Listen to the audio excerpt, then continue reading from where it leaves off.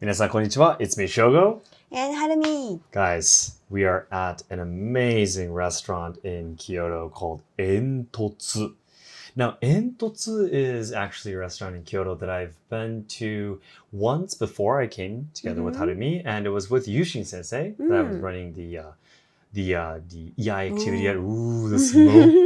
Yes, that's right. It's actually meat sushi. They're really, really famous for the meat sushi and also for the shaved ice. We call kakigori in Japanese. And they're just amazing, simply amazing. Harumi was saying too that they serve the best meat sushi ever. Yeah, absolutely. And we actually went for lunch. So this is like a deluxe lunch course kind of thing. And yeah, here we go. That's mine. Yeah. And before the meat, by the way, I wanted to immediately get to the climax. I actually brought out the meat immediately. But the first dish was actually a salad.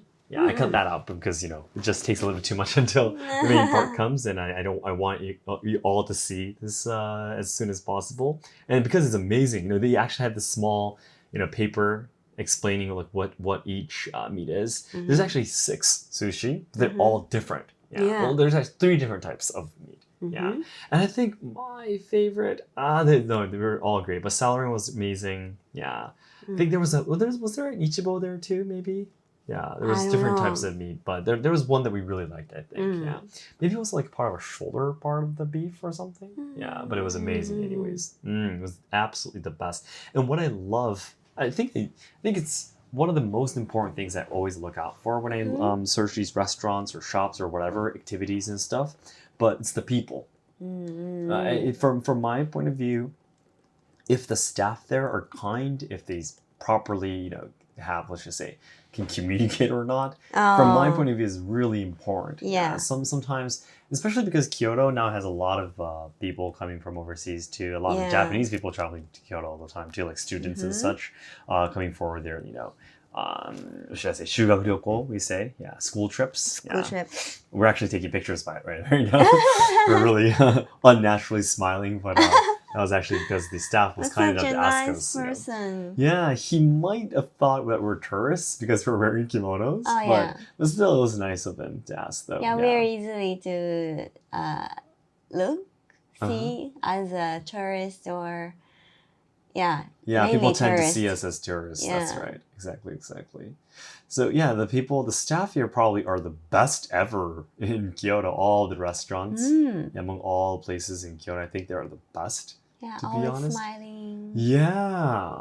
I mean, there are a lot of other places that used to be better, but it seems they're very exhausted nowadays. I know. During COVID, there were a lot of more restaurants where the staffs were smiling and they were kind, and we were able to like properly communicate, have conversations, But now I'm sure they're just simply too busy. Yeah, and often cases they're just like, doing their job and just getting things done, and that's it. But anyways, with that said, yeah, Entotsu here is just simply an amazing restaurant. The food, the atmosphere of the restaurant. Afterwards, we're going to be switching the camera over so you can see Harumi too. But the drawing on the walls are completely different on the other side too, so it's amazing. And by the way, you'll be able to see this at the end. Yeah, but again, they're, what should I say, highlighted. Yeah. Main cuisines are, again, the meat sushi and also the shaved ice. Yeah, kakigori, we call it in Japanese. And you'll be able to see that too. Harumi and I ordered 2 different flavors. I ordered the matcha, Harumi ordered the strawberries. So you'll be able to see that too. Highly recommended, guys. Yeah. Super highly recommended. I really hope if you have a chance to come to Kyoto. Yeah, I really want to go again already to watch this video. But yeah. So there's been a lot of things going on this week too. Yeah. And a couple of things we want to absolutely share with you guys is that my birthday is coming soon. Yay! Yeah, July 27th is my birthday, but on my birthday, I actually have a no performance, no stage. Yeah. You're such a busy person. It was the same with last year too. Last year was my birthday, was a no performance, and this year too, another no stage on my birthday. And even though it's just we call it a yukata kai. In Japanese, but it's a yukata show basically. But a lot of the Nihonbuyo, Japanese traditional dancing, also no theater, these kind of stage performances, things that you can learn often have these yukata kai during summer. Yeah, so yukata shows. So it's kind of like an easygoing, rather casual show performance. So my senses community, my no theater senses community, always holds two shows a year. Yeah, one is the summer yukata kai, and also the autumn, winter, the very proper official formal performance. Yeah. We have two usually. We sometimes have three, but usually it's the summer and really? autumn and winter. Yeah. There was some years we had more. I don't know. Maybe in Nara. Yeah, and stuff like that too. Yeah, exactly. All right. So with that said, this is probably my first time being in 3 performances this time on my birthday. Yeah. So one is my main one, which is Hanjo, which is about a story of a woman trying to see her loved one. Yeah. She's actually a prostitute. Yeah, but she meets a man that she loves absolutely, and he gives him.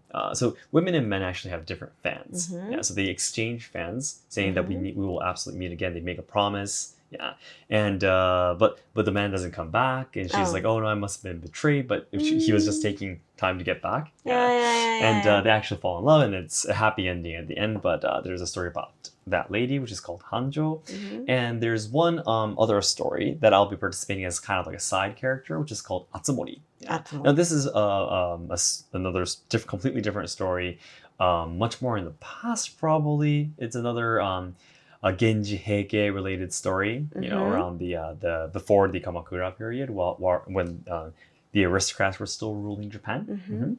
And Atsumori was one of the samurais on the Heike side, yeah, the losing side at that time. And he was a very young man, and he was actually a teenager probably, and he was killed by one of the leaders of the Minamoto clan. But the samurai, the warlord who took his life, regretted it so much because the boy that he took the life of was actually the same age as his own son. Oh yeah. So after that war, he actually became a monk. Yeah. Regretting what he had done. Yeah.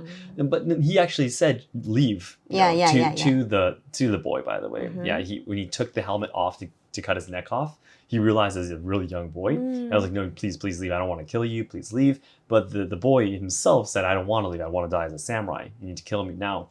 And there was a lot of other allies that were coming behind him. And he was like, okay, if people, my allies, see me, you know, not taking the life away from a samurai on the other clan, I'm gonna get killed too. So it was like, and it was his wish as well. So he was crying and he cut his neck off, and he quit being a samurai afterwards. But the Atsumori that I'll be performing as a side character is a story of the soul of Atsumori, the young boy, and the monk who became the samurai who became a monk is traveling, praying as he travels, and he actually meets the soul of the boy, and they actually understand each other. There are some scenes where the soul of the boy becomes very ferocious and he gets angry and all that kind of stuff, but in the end he calms down and they understand each other, and there's kind of like a friendship, I guess. Yeah, understanding, forgiving, it happens, and the story ends. So this is another happy ending, but this is my first time that I'll be showing up as a proper no performance. And both the Hanjo and Atsumori I'll be doing in November as the official performance. First time in my life going to be on stage at Kongo no Gakudo, which is the official stage for my Ryuha Kongo Ryu. So it's like the headquarters, basically. This is my first time being on stage as a performer. So it's basically this Yukata Kai is kind of like a rehearsal kind of thing and practicing for it. And also be singing in a different story, which is supporting a newer student. Yeah. So I'll be taking part in 3 different performances this time. Amazing. So yeah, it's really, really exciting. Just happening soon. Next story, by the way, you guys all know that I'm really close to starting my own men's kimono brand, which is called Usen Huma. Yeah, another Zen phrase. Yeah, not water. Rain washes you. Yeah, and wind polishes you. Yeah. So the troubles and obstacles that come in life are the things that makes you stronger. This is what Usen Huma means. So the concept of my kimono brand is that I want men, because it's a men's kimono brand, I want men who are, fighting towards their dreams, fighting through their struggles to wear my kimono. Yeah, and to be able to fight through the pain and all the troubles that they're facing at the moment. So that's the concept. But again, as we talked about before, there are 2 designs that we're first making as our very first designs. But the company, I guess, the design company that we're working with, who's making the designs for us, the designs of the kimono, actually finally brought us the printed version of the fabric. Yeah, there's actually different versions to the colors and such, depending on how they printed it. And they brought it to our home, and they were like, okay, this is color 1, this is color 2, this is color 3, 4, blah blah blah, and they showed us different colors, and we're like, oh my gosh, we brought us mirrors, and we brought it in front of us, and we're like comparing different colors, and we're like, oh no, which one should we choose? They all look great and all that kind of stuff. But so basically, we made the decision, and we're like, okay, this color is the best, this color is the best for the second design, and yeah, so they're really they probably have already started printing everything, so that the rolls should be ready, and then we take it to a different company to make it into hangi, the shorter kimono. So we're really, really close to getting those kimonos ready. Yeah, I guess so. The next step is actually going to be making that website to be able to sell the kimonos and such. And we're not just going to be selling our original kimonos, but also kimonos that I have bought before from a different company that I've worked with very often. So yeah, those kimonos will be coming up very soon too. So I hope you can look forward to it. Yeah, it's very, very exciting. And also, speaking of kimonos, you guys also probably know that I've hold these men's kimono lessons in Kyoto. And in the men's kimono lessons, basically it's a 90-minute activity where I teach the participants who come about how to wear the kimonos, how to tie the akaku obi, how to put on the haori correctly, how to put on the akama correctly, how to fold everything. And I also recently added how to walk in kimono properly too, because when it's your first time wearing kimono, it's like a tight skirt almost. It's really hard for you to walk. But once you get once you have the advice, the hints on how to walk properly, it's actually not a big deal at all. So I recently started adding the instructions on that too. And again, the venue where I hold these lessons is at Kato Shoten-san, which is a men's kimono shop. That's a kimono shop exclusively for men's kimono. So basically after the lessons, we go downstairs and take a look at the products. So far, all the participants who have come and joined have purchased a yukata or a kimono. So yeah, so last week there was actually 2 reservations in a row, which is great. Yeah, on Thursday and Friday, I think. Yeah, so I'm really happy that TripAdvisor, in the category of Kyoto tours, there's only like 2 or 3 reviews on my page, but it's actually number 5th right now. Wow. Yeah, on TripAdvisor's reviews rankings is really just random. Sometimes when there's a new, new activity with high expectations, sometimes they randomly bring it up to see if there's more guests coming or not. Yeah, so that could be another reason why. But so far, all the participants who have joined all knew me. So they probably found it through my Instagram or stuff like that too. So they're more closer, which I say. They're not just random people that found my activity, but they're people who have been watching my content and such. So we'll see how it goes though. As I explained before, this activity itself, I'm not expecting it to blow up or anything. It's really more of trying to create a stronger community, a bigger community of people who can enjoy men's kimono. Yeah. And as I talked about before, I personally believe that fashion is a way where you express who you are and what kind of life you want to live.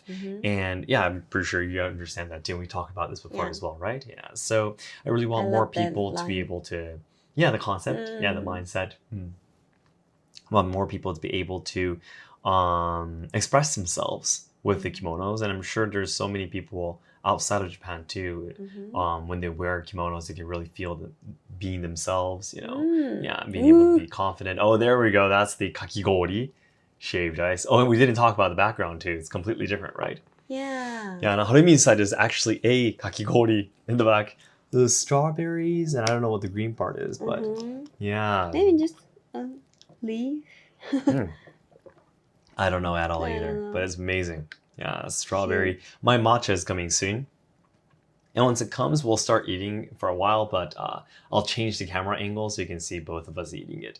The kakiori was amazing too. Yeah. Super delicious. I mean, kakiori is like the typical food that we find at vendors, at summer festivals and such. Yeah, but the quality is completely different. Their kakigori is really, I don't know how to explain that texture. Mm-hmm. Maybe fluffy. Yeah. I'm sure fluffy is the way to express it. I know, because ice cannot be fluffy, right? Well, it depends on how you shave it. I mean. Yeah, I know. I mean, like, usually. Okay. Like, when you make shaved ice in your house or something. Oh, yeah, makes sense. Yeah. If you just crack the ice, then it won't be fluffy. But their shaved ice was super fluffy. I could sleep on this, It's so fluffy. Nice. It'd be a nice bed if it doesn't melt, That's kind of like, how it felt. Yeah. And the sauce, the strawberry sauce on it too. Yeah, the taste was delicious too. I love that matcha too. Yeah, guys, stay with us. The matcha is going to be appearing very soon too on the screen. So. Yeah, because I don't want to. I don't want to see my shaved ice going melt. Oh, is it going to melt? Yeah, so I ate first. I wanted to wait for it, but. That's right. Yes. So we of course took this on a very, very hot day. So this is actually the day we went to Enzu Daikyu-jo.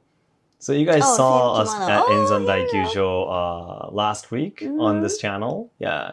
But this was actually before going there. Yeah. So the time is actually reversing, actually, going back a little bit. We were saying it was super hot and it's a really close. There we go.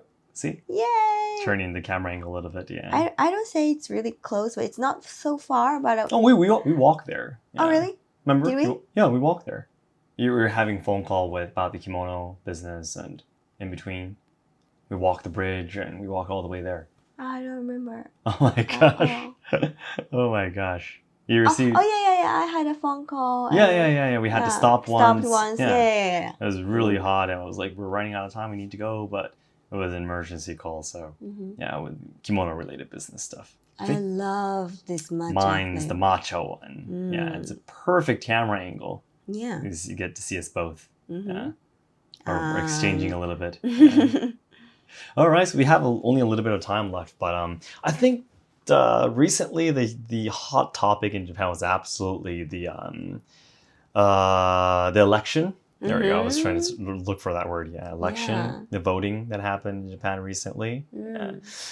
Finally, a lot of Japanese people are awakening, I guess you could say, opening their eyes and finally going to elections.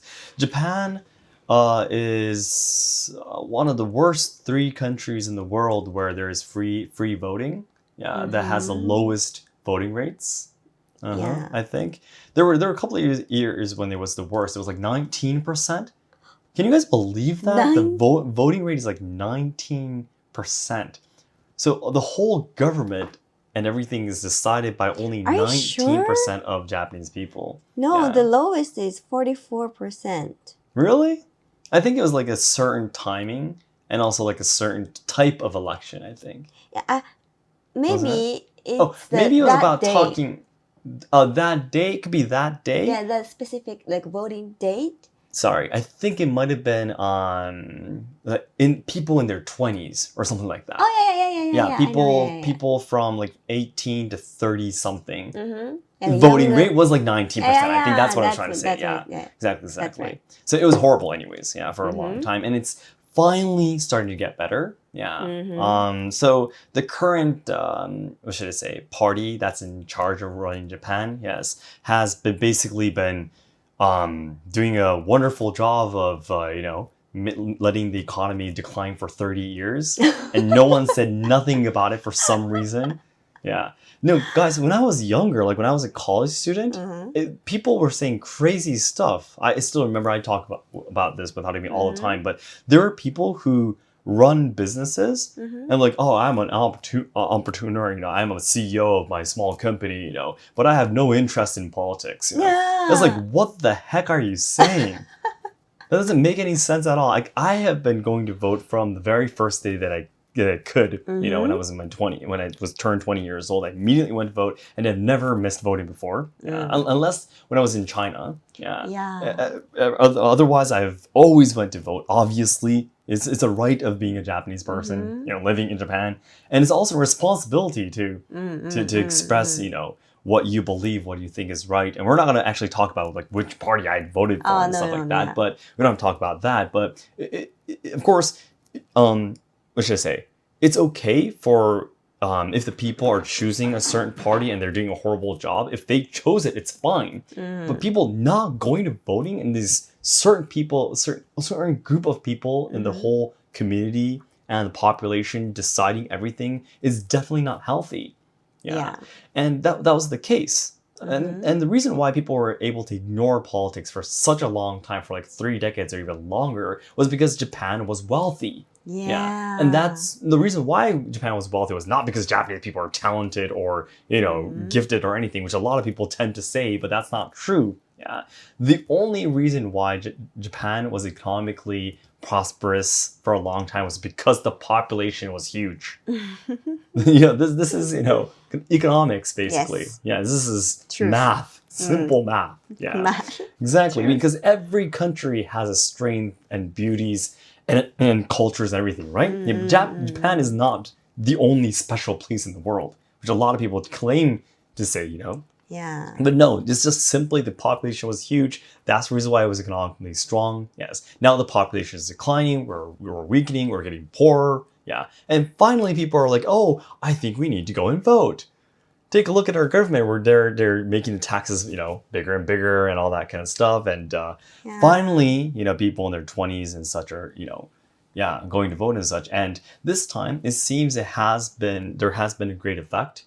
Due to, like on the internet, people are going like, we really need to go to vote. Please go to vote. Please go vote, guys. You need to go. And even, people like musicians or actors or people like in these entertainment industries are making more and more videos and content talking about we need to go and vote, which is considered a taboo in Japanese culture for a long time, right? So personally, I'm really happy that this change is happening. What really impressed me is like, so like a lot of huge companies, like big companies are, how to say? So now the Yoto, how to say Yoto? The party in charge? The party in charge is really doing good. It's so difficult to say these topics, but really good for like huge companies, right? Let me put this really easily, using really easy English, but those really huge companies are really unagasu. What? How to say unagasu? It depends on what you're trying to say next. People to vote. Okay. To assist people to going to vote. Okay. So that if you have that voting certification, then you can have this. We're still here, guys. You're silent for a second. So. 割引って言いたい. Gosh, this topic is so difficult, isn't it, Tiny? I'm sure I would probably not be able to say anything if we were trying to have this conversation in Chinese. Have this coupon or... Yeah. You can have this service really more cheap price. Yeah. But I was really impressed by like those huge companies can do this. Because they are having like a profit from this the party in charge, right? But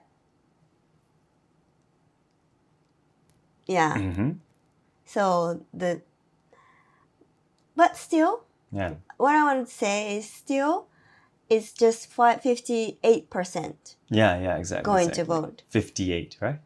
What did I say? No, 58, right? No. I just wanted to confirm. 58. Yeah. And 3 years ago was 52. So it's just a 6% up. Yep. it's really small, right? Although those like huge musicians do that commercials, and those huge companies did this commercial, did these coupons,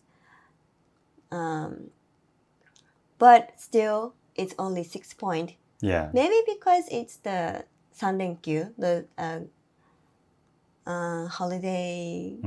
3-day holidays. 3-day holidays. Yeah. But yeah, the movement I felt was more bigger, but it's still just a half of it. Yeah. People. It's step by step, yeah. Yeah. People often talk about that too. You know, they have like one election and it doesn't go well. Like a lot of people are like expecting, you know, the voting rates to go like skyrocket immediately and all that kind of stuff. But people's, what should I say, their views are just so narrow. You know, most people, they like see certain politicians, certain content, so on and so forth. They see people in the comments and they, for example, have similar opinions to you. And they assume that the whole population is all ready to go and vote. But even the people on the internet are very, should I say, only a certain amount of people who comment on certain contents or stuff like that, you know. The younger generations tend to forget that the majority of Japanese people now are the elderly. Yeah. The average age of a Japanese person now are in their mid-40s. So are they always in the comments of YouTube videos? The answer is no.